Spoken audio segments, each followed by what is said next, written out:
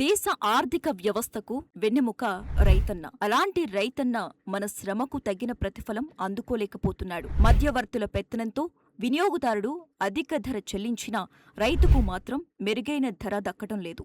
ఈ సమస్యకు శాశ్వత పరిష్కారం చూపటానికి వ్యవసాయ మార్కెటింగ్ రంగంలో ఓ సరికొత్త విప్లవాన్ని నారా చంద్రబాబు నాయుడు తీసుకువచ్చారు. 1999 జనవరి 26న ఆయన ప్రారంభించిన రైతు బజార్ల వ్యవస్థ దేశవ్యాప్తంగా ఒక ఆదర్శవంతమైన నమూనాగా ఎలా గుర్తింపు పొందింది? రైతులకు, వినియోగదారులకు పరస్పరం లబ్ధి చేకూర్చిన ఆ వికేంద్రీకృత మార్కెటింగ్ సంస్కరణ గురించి ఇప్పుడు తెలుసుకుందాం.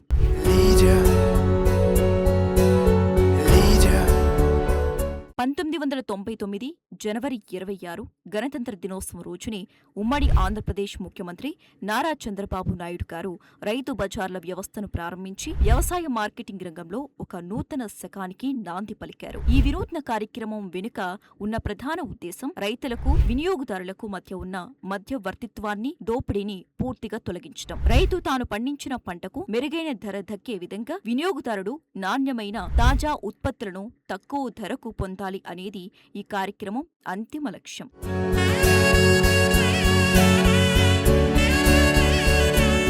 రైతు బజార్ల ఏర్పాటుతో రైతులు తమ ఉత్పత్తులను నేరుగా ఈ బజార్లలో విక్రయించడానికి వీలు కల్పించబడింది. రైతులకు అదనపు ఆదాయం లభించింది. అదే సమయంలో వినియోగదారులు కూడా తాజా నాణ్యమైన కూరగాయలు, పండ్లు, ఇతర ఉత్పత్తులను తక్కువ ధరకు కొనుగోలు చేసే అవకాశం లభించింది. ఈ బజార్ల నిర్వహణలో ధరలను ప్రభుత్వం రోజువారీగా నిర్ణయించటం వలన మార్కెట్లో ధరల స్థిరీకరణ సాధ్యమైంది.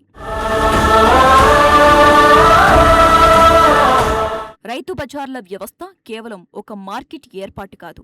ఇది రైతులకు మరియు ప్రజలకు పరస్పరం లబ్ధి చేకూరే ఒక వికేంద్రీకృత మార్కెటింగ్ వ్యవస్థకు పునాది వేసింది. వ్యవసాయ మార్కెటింగ్ రంగంలో తీసుకొచ్చిన ఈ విప్లవాత్మక సంస్కరణ కేవలం ఆంధ్రప్రదేశ్లోనే కాక దేశవ్యాప్తంగా ఒక ఆదర్శవంతమైన నమూనాగా గుర్తింపు పొందింది. మధ్యవర్తులను పక్కన పెట్టి పొలాల నుంచి నేరుగా ప్రజల కంచం వరకు నాణ్యమైన ఉత్పత్తులను చేర్చడంలో చంద్రబాబు విజయవంతమయ్యారు. రైతు బజార్ల ఏర్పాటులో చంద్రబాబు నాయుడు గారి పాలన విధానాలలో ప్రజాహితం, ఆర్థిక సంస్కరణలు ఎలా కలిశాయో ఈ కార్యక్రమం స్పష్టం చేస్తోంది. ఇది రైతులకు ఆర్థిక భరోసాని ఇచ్చింది, వినియోగదారులకు ఆరోగ్య భద్రతను ఇచ్చింది. వ్యవసాయ రంగంలో ఆయన తీసుకున్న ఈ చారిత్రక నిర్ణయం ధరల స్థిరీకరణకు సహాయపడింది.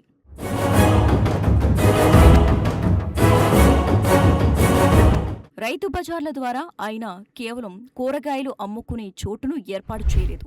రైతు స్వావలంబనకు, వినియోగదారుల హక్కులకు ఒక బలమైన వేదికను నిర్మించారు. ఈ వ్యవస్థ ఆయన పాలనలో నిలిచిపోయే ఒక గొప్ప, విజయవంతమైన సంస్కరణగా చిరస్థాయిగా నిలిచిపోయింది.